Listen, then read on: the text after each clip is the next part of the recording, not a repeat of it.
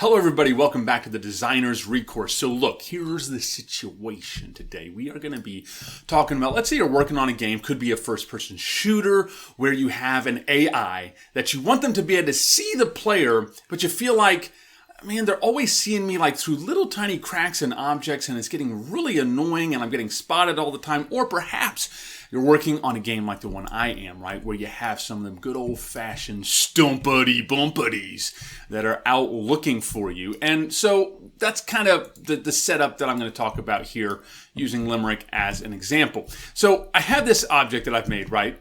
This kind of divider barrier that I want the player to be able to peep through, like I'm doing right now. Peep through this bad boy and see what's going on out there. But I don't want the stumpity bumpity to be looking back at me through that. That's what I'm trying to say. I don't want them to see me through that. Now, you might say, Daniel, that doesn't make any sense. Yeah, but it makes a fun game. And sometimes that's just the way things work. So, by default, when I brought this in, what would happen is that the AI would be able to spot me right through this thing. And with this one, it's not super annoying, but it's still pretty annoying.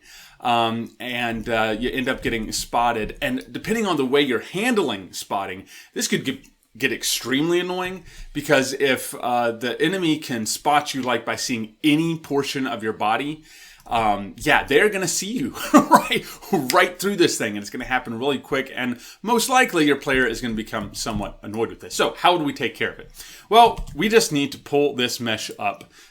So I called it changing spot, right? Because it looks like something you'd put up so that you could change your garments, which we in fact are not going to be doing today. But that's what it would be there for, right? So what I'm going to want to do is I'm going to want to come in here, and I'm just going to want to scroll down to collision, and I'm going to scroll so you can see the whole collision settings right in here.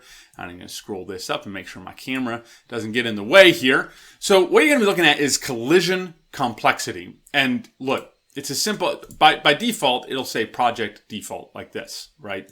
What you'll do is come down and say, use simple collision as complex, and you will save the asset. That's how you fix it. And you might be like, okay, done.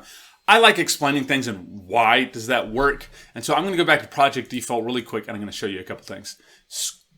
Excuse me. So if I came up here and I said show complex collision, we'll start there. Complex collision, right, is just like this. It is complex, and it's colliding perfectly with the object, and so something could pass right through here in the middle. Whereas if I were to turn that off and go back and show simple collision is just that, right? Kind of draws this big old oblong, obtuse shape around the thing and says, yeah, that's pretty good. And by default, Unreal Engine 5, what it's going to do is it is going to use the simple collision for like detecting a player running into something. But it is going to use complex collision for things like ray casts, right? And visibility checks and stuff like this. So at this point, you're probably like, aha, I see what you're doing, right?